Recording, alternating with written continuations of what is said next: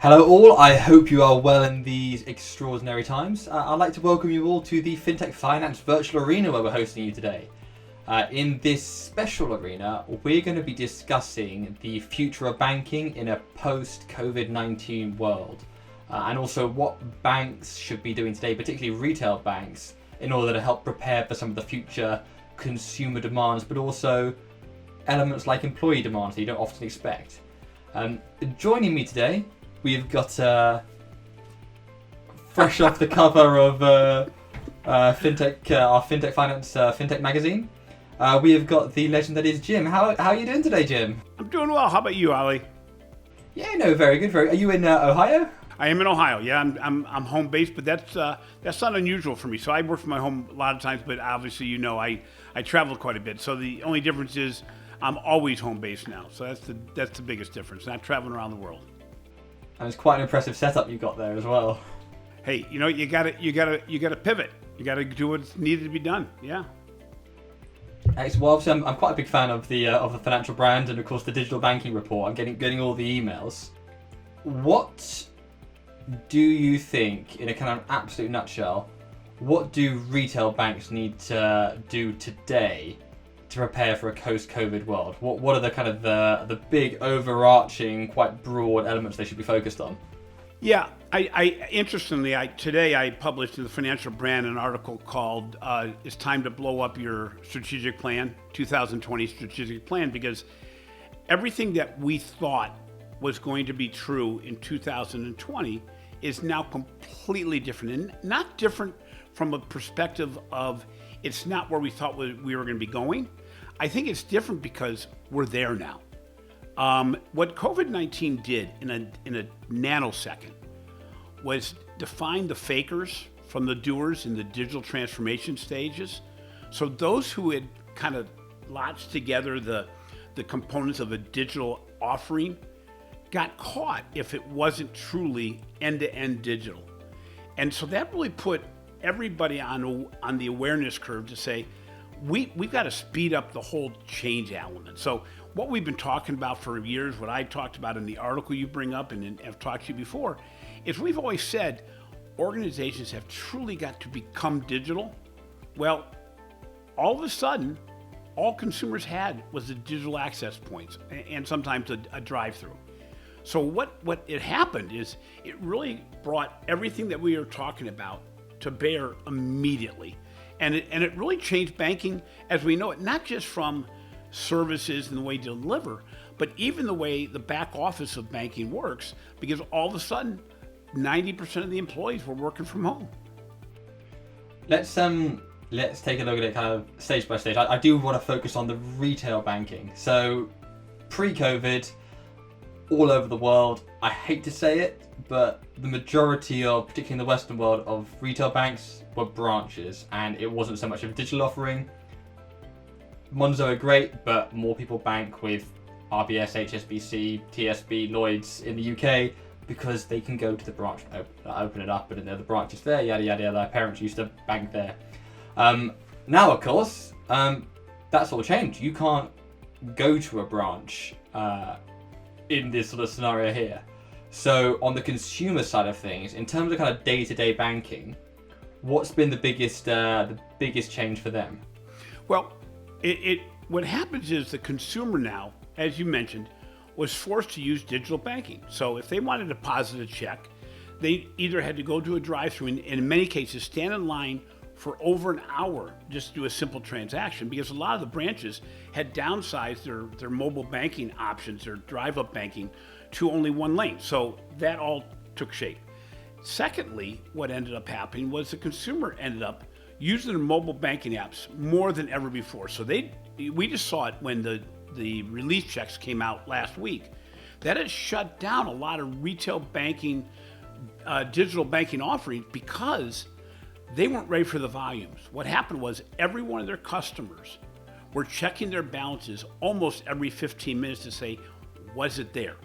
Now it also got into the policies and procedures. So what we found was, in a lot of cases, organizations had in place a mechanism where if you had a deposit, that deposit first went to cover overdrafts rather than being available. So a lot of consumers that thought they were going to get a $1,200 or $2,400 check may have only gotten a $500 balance because they had overdrafts they had to cover. Now, many organizations realized that was just built into the system, but it wasn't adjusted for the current now. So really COVID-19 has really changed not only the way people bank, but the way organizations have to look at being personalized, being immediate, and looking at each consumer as an individual to say, do we have to look at each one of these people differently in a post-COVID or a COVID world than what it's going to be? Now, what's going to be interesting is how many of these dynamics are going to stick and how many are maybe just right now. It's going to depend on the length of time this goes on and the mindset of the consumer. You know, the consumer's going to have to make the decision. Do I want to go back to the branch? Or do I want to do banking in the new way, in much the same way that people are doing their grocery shopping? If they have groceries delivered right now, do I want to go back into a grocery store as opposed to having my groceries delivered? Do I want to drive as much as I used to? Do I want to travel? I was talking to a gentleman earlier this morning saying, you know, the ability to travel doesn't mean I'm going to want to travel. Doesn't mean I'm going to want to get in front of 2,000 people at a time when maybe I can engage in a smaller group environment. So I think the airplane industry is going to make it very clear that they're going to be safe to fly at some point. But the concern is going to be, okay, but where are you going to be going to? And what's the environment going to be there from a standpoint of whether or not you want to be involved? That's the right. I'm a big fan of Cafe Nero. I often spend usually sort of £7 to £10 a day on takeout coffee. Not anymore, and that is already ingrained in my behaviour that no, I'm not going to be doing that there because it's so much easier, or so much cheaper to do it at home or do it in the office, even if we all go back to the office. And that then has a knock-on effect for Cafe Nero, because I'm sure I'm not the only one. And then multiple people then go and do that. And I think we are going to start to see some massive change in behaviour. But I think it's almost it's accelerated trends that were already starting to take place. Yeah, it accelerated trends. Plus, as I mentioned at the beginning, it really changed the way that banking viewed consumers and consumers reviewed and evaluated banks. So what happened was new account opening. You know, we've talked many times about the new account opening process that banks would say, we're doing digital. And then we found out, but you had to come into the branch to do it, know your customer, deposit a check. That all changed overnight because when you didn't have the branch availability, that account opening process shut down. So all of a sudden, organizations are scurrying to become really digital. So it as I said at the beginning, it was like the emperor had no clothes, that basically those organizations that had been faking it got caught immediately with the fact that they weren't able to provide the services that their customers wanted. Come on then, Jim, you got to name some people. Who was faking it? Let's put it this way. 70% of the organizations, we had done the research right before COVID kicked in. 70% of the organizations said they were digital. We asked the question a couple questions later, does a consumer, all you digital banks, does a consumer have to come into the branch? 70% of those said they did. So the reality is, in the US and internationally, about 80%, a little bit better than 80% of the organizations could not open an account through a completely digital platform. Now, what's interesting is that's not too different from small business. When the small business checks were offered, or the loans were offered by the government, a lot of organizations had no way of taking a loan application digitally. So even though the government made these loans available, the organizations could not provide them. And then, you know, the third element, and it's not as impactful, but I think consumers are picking up on it, it's the communication from your organization to you. You were able to see whether or not it was really personalized or not. Because when things go wrong, you look to your financial institutions as a port of reference for security. But when your financial institutions is talking to you as a general audience, but not who I am, when I've had an account with you for 15 years, it becomes a huge disconnect that really puts in your mind, do I really want to work with this organization going forward? Because they're not really in tune with what I want. At the same time, companies like PayPal were right out there all the time saying, you know what, I'm willing to give you a bridge loan. If you need a bridge loan, we know what your business is. We're willing to serve you. But my business bank never offered anything. In fact, they came out to me in a general sense and asked, part of the email said, if you're not already signed up for online banking, do so today. And I'm going, you couldn't even personalize that level of it. That's astounding. And again, the consumer now has time to think about that. We have less things going on today than we did before. So we can absorb how a bank communicates, how the bank performs, how the bank delivers a lot more than we've ever been able to. I am in the US, and correct me if I'm wrong a part of the story, big fan of the guys at Chime because they were able to advance. And can you imagine if you weren't with Chime but your friend was, then you hear, oh yeah, I already had my check clear. You'd be like, wait, what? Right. Well, and actually, what was interesting is Chime took after a small bank called Citizens Bank of Edmonds, Oklahoma. And Jill Castilla at Edmonds immediately, number one, offered their entire customer base, this was before the government even delivered checks to the consumer, and said, we'll allow you to overdraw your account by the amount of your expected check today so you can get access to money. And at the end of the day, that's all the consumer wanted. Was they may not have wanted to use it, but they wanted to know it was there. And immediately Jill stepped out that way. In the same way on small business, they were one of the smallest organizations that I know that were ready to offer and actually pay out on the small business loan program. Why? Because they worked on behalf of the consumer. Now, they did not have that digital loan process in place, but they worked overnight through the next day to make it so it was available.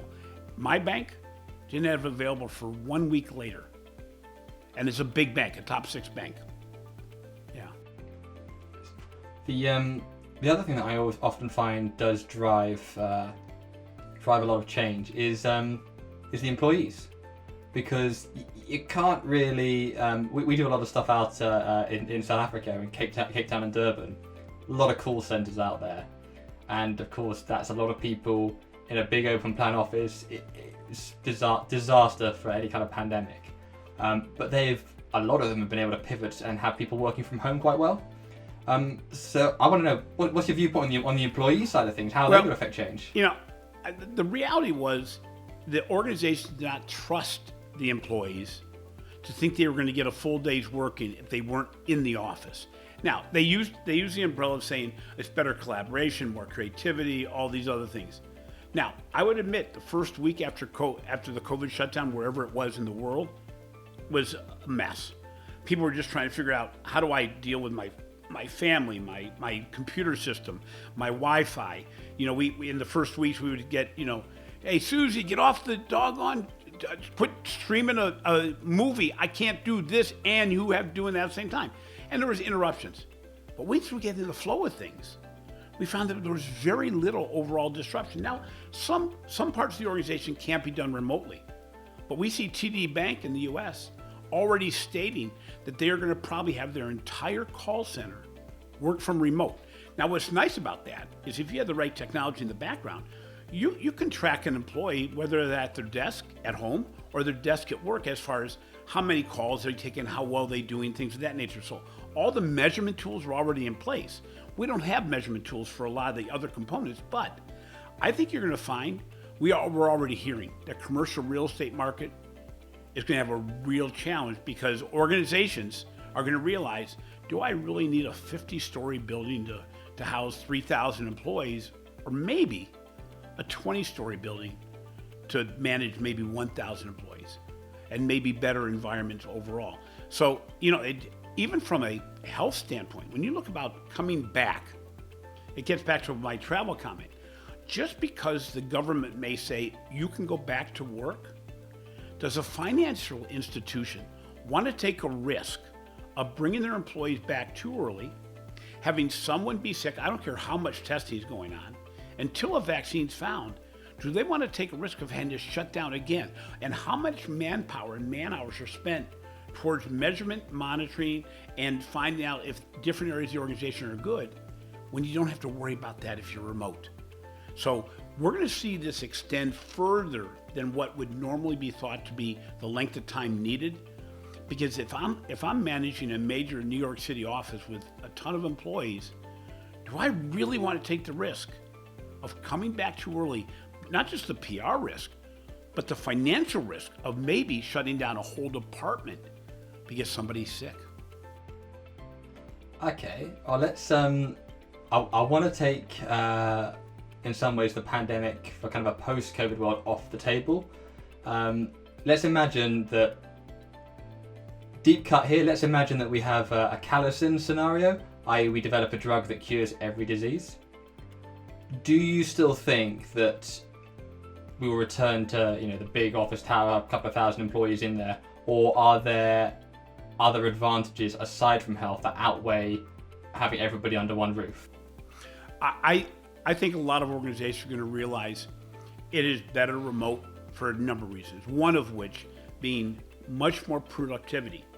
When I moved from an office scenario to a remote scenario, what I realized was at like 2 o'clock in the afternoon, I'm done with what I remembered being what I had to get done in a day. And I ended up having 3, 4, 5 hours more in my day than I thought I'd ever have. That was because I was not being called into unessential meetings where I didn't have to participate. And we're already seeing people rethinking on Zoom and other devices whether or not everybody has to be in a meeting. It's only the essential people, and we're adjusting. We're finding the new normal.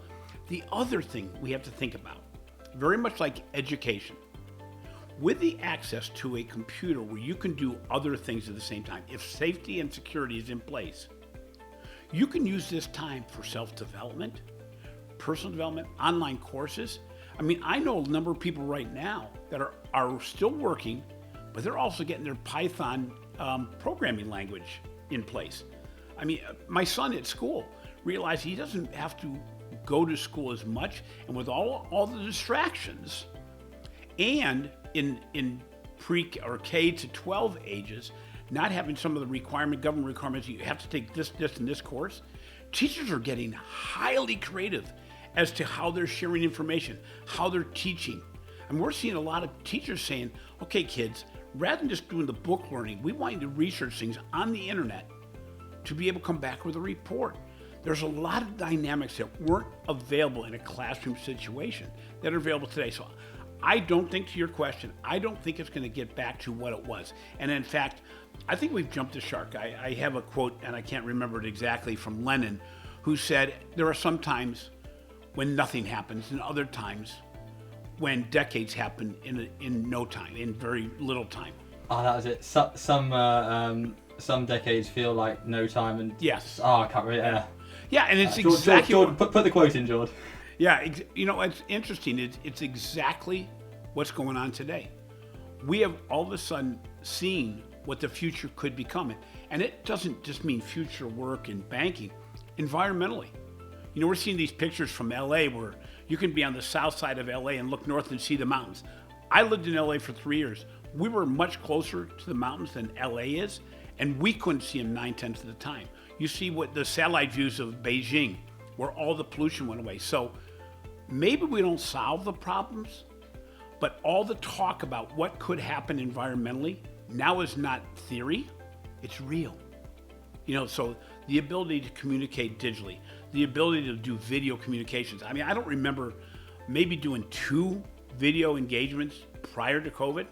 And now, not only am I doing almost all of them via video, but I'm reaching out to people that I haven't seen in a year and engaging with them through video.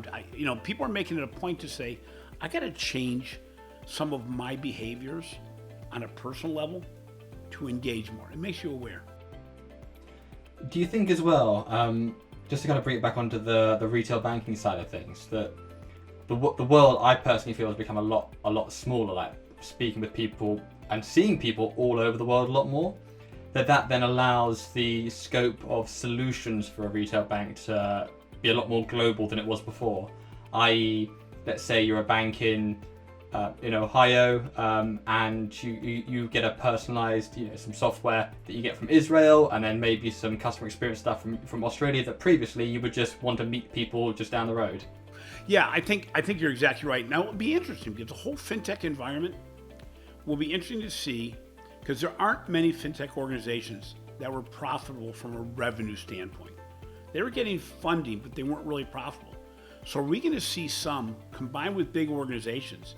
And to your point, maybe I'm not going to be going to a small fintech in Israel, but that small fintech in Israel may be bought by a bigger bank in India or in China, and therefore provide me the platform and the scope and scale to be able to deliver even a better service. So I think we're going to see some fallout. I think we're going to see some fallout of some fintech organizations that were relying solely on funding mechanisms, which I think are going to be much tighter going forward. But I think we're also going to see a shrinkage of the banking universe. I think we're going to see a large percentage, especially in the US, but globally, a lot of mid-sized, I'm not going to say the smallest or the biggest, but the mid-sized organizations that are not going to be able to compete in this highly innovative, highly digital, highly transformative world where everything's moving at a much faster pace because culture won't adjust. At the end of the day, it's still the same thing. If your culture is going to stay the same post-COVID, you will not survive, because while everybody else was standing, when people were moving forward and getting better during COVID, there's some organizations that are still standing still. My son's in sports, and he always said, I make my biggest improvements against the rest of the universe that he plays during my off season. Because if I'm working hard in the off season, I know there's a lot of people that are not working that hard. I'm going to improve while the rest stay the same. Same with organizations, and it's going to be interesting to see what happens. And I think in U.S. we could see, we had a group of myself, Brett King, Ron Shevlin, and JP Nickel on an event last week, and all four of us said we think there's going to be a reduction between 20 and 25% of branches in the short term, or they'll become irrelevant. They either combine or they just are going to stand still. And that's driven by culture. Because if you can't change the culture, if you don't have the ability to envision the future and where you have to go, it's not going to make any difference. And that's in every industry. We're starting to see it already. Flip side of that, I've got we earlier this week we went live with the legend that is Ron Del Nevo, who's very pro payment choice, and he was highlighting that there's 1.7 billion people in the world who do not have access to a bank account, that are reliant wholly on cash. Do you think that, as you know, the number of people getting a bank account has been going up? Do you think that this is going to absolutely spike, so that 1.7 may drop to say 1.2 by the end of the year? I think we're going to see the solutions. They're a necessity now. It's not going to be cash. In the same sense, I think we're going to see eventually a large shift from plastic to digital. I think people are also realize the importance of security, biometrics, things that are not available on cash or plastic. And so what you're going to see, we're already seeing the Google card be leaked, I guess. Leaked. Yeah, exactly. For being leaked, it had a lot of the elements put together really nice in a nice PR package. It was a nice press release. Yeah, exactly. But I think, what you look at is, I think you're going to see the big tech companies, that were very worried about regulation. They're going to be given a little bit more flexibility by governments because they're bringing to the table a lot of security issues from a healthcare standpoint. I think we're going to see consumers really understand the power of the phone and the power of biometrics to be able to deliver payments quickly and easily. We're also going to, again, our organizations going to continue to think like they did in the past with regard to digital engagement. So I was talking about when we got the checks in the U.S. for relief for the consumer, the person who received a check directly deposited had the challenge of, if they already had an overdraft, that money being taken out before they got the money. Secondly, if a person got a check in the mail and did what the bank wanted, which was mobile deposit capture, taking a picture and depositing it, not only did it have a chance of being held, but they most likely were not given access to the funds to anywhere between 5 and 10 days because of old policies around the risk of multiple deposit cash transfer. So who benefited the most? The person who got the check in the mail that took it to the bank and said, I need cash. So what is interesting, or I need to deposit it into another bank. So what ended up happening was we have to rethink the entire element of how we do payments, how we do lending, how we do deposits. By the way, we have seen a huge spike in savings, opening of savings accounts. What that comes from is a whole security issue. A lot of consumers realized they were not prepared for a month, 2 months, maybe 3 months off work. And they've got to, even though they're not putting much into the accounts, they realize, very much like our parents did or your grandparents did during the Depression, they realized they had to set up envelopes for different purposes. They had to set aside savings and say, we are just not going to touch it. And people want that security back. So I think we're going to see human behavior change quite a bit with regard to how they do banking. The last thing I want to put forward is, let's say you're a VP director at a very large bank. Well, you know, one of the tier three, where it's quite difficult at the best of times to get stuff done, to make change happen, for disruption. What's your one piece of advice for them to make your bank more equipped to handle, hopefully next week, but probably about 3, 4, 5 months time? Well, the good news is the people who are the rebels, as Matteo Rizzi always calls them, the rebels in the organization, now have something to rest their hat on with regard to, see, we could do this. We just didn't do it. But, you know, organizations, there wasn't a lack of knowing what needs to be done. There wasn't even a lack of knowing how it needs to be done. What we did find was organizations just didn't do it. They didn't pull the trigger. In working with telecom companies and working with other solution providers, we find that a lot of the initiatives that were on the back burner but agreed that they needed to do it have come to fruition like this. Why? Because they already knew it had to be done. There was prosperity. You know, never in our lives, never in our parents' lives did we go from prosperity to desperation in a nanosecond. You know, we've never had that happen. It's always been a trend line. That trend line's gone. So those rebels in the organizations now can look and say, when we needed to do this, we did it. We need to innovate. We need to become digital, really digital. We need to fix back office operations so that consumers don't see the flaws in our system when we're not ready to go. We also have to look and say, how do we look out for the wellness of our consumers? Our consumers are going to judge us based on where were we as financial institutions when the consumer needed us the most. Were we at their side working on their behalf? Or did we create more anxiety because we didn't have money available? We didn't make loans to them. We didn't reach out to them on a personal level. And we're going to be judged. To be judged as having high customer satisfaction, it's going to get much more selective. And organizations, I can tell them right now, and we've been telling them for years, but now more than ever, you need to have the innovation dialogue. You have to have the digital dialogue. And you have to have a human services and sustainability dialogue, because your brand's going to depend on it. And now that consumers understand the ease of digital, they can leave your organization immediately if they want to. Boom, that's very, very well said there, Jim. I remember the first time that we did a video interview with you. It was at the end of the Disrupt Yourself World Tour. I think you've missed the boat to disrupt yourself because you've been disrupted now. Well, you know, it's funny. I look at what's happened right before COVID. I introduced the Banking Transformed podcast. People said, why? I said, well, it's something I haven't tried. Why not? And we've had some amazing guests, as you have on a regular basis. It's an amazing format to learn. For me, there's not a podcast I've done that the person who I interviewed didn't just blow my mind with some enlightenment they gave me. And I said, I would not have picked that up if I simply looked at reports and the way I had done business before. Then when COVID happened, I realized, before all the shutdowns, I realized financial institutions were starting to not let people, or solution providers, were not letting people visit financial institutions.